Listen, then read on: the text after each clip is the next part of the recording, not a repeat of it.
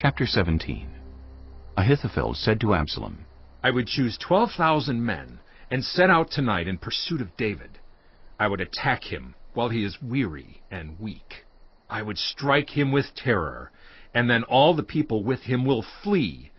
I would strike down only the king and bring all the people back to you. The death of the man you seek will mean the return of all. All the people will be unharmed. This plan seemed good to Absalom and to all the elders of Israel.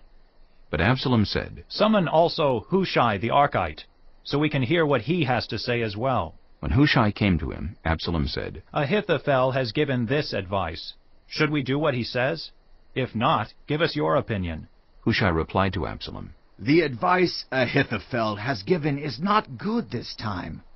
You know your father and his men, they are fighters, and as fierce as a wild bear robbed of her cubs. Besides, your father is an experienced fighter. He will not spend the night with the troops. Even now, he is hidden in a cave or some other place. If he should attack your troops first, whoever hears about it will say, There has been a slaughter among the troops who follow Absalom. Then even the bravest soldier, whose heart is like the heart of a lion, will melt with fear. For all Israel knows that your father is a fighter and that those with him are brave. So I advise you, let all Israel, from Dan to Beersheba, as numerous as the sand on the seashore, be gathered to you, with you yourself leading them into battle. Then we will attack him wherever he may be found, and we will fall on him as dew settles on the ground. Neither he nor any of his men will be left alive.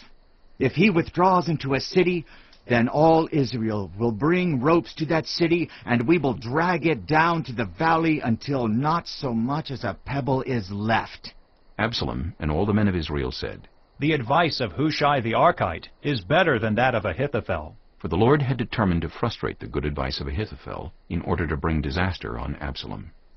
Hushai told Zadok and Abiathar the priests, Ahithophel has advised Absalom and the elders of Israel to do such and such, but I have advised them to do so and so. Now, send a message at once and tell David, Do not spend the night at the fords in the wilderness. Cross over without fail, or the king and all the people with him will be swallowed up. Jonathan and Ahimaaz were staying at Enrogel. A female servant was to go and inform them, and they were to go and tell King David, for they could not risk being seen entering the city. But a young man saw them and told Absalom. So the two of them left at once and went to the house of a man in Bahurim. He had a well in his courtyard, and they climbed down into it.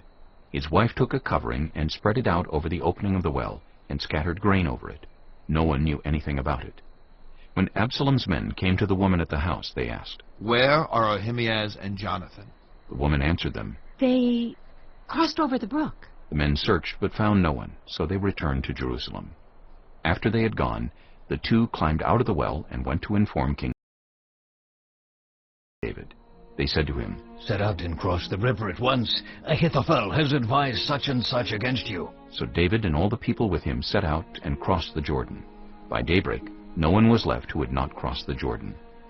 When Ahithophel saw that his advice had not been followed, he saddled his donkey and set out for his house in his hometown. He put his house in order and then hanged himself. So he died and was buried in his father's tomb. David went to Mahanaim, and Absalom crossed the Jordan with all the men of Israel. Absalom had appointed Amasa over the army in place of Joab.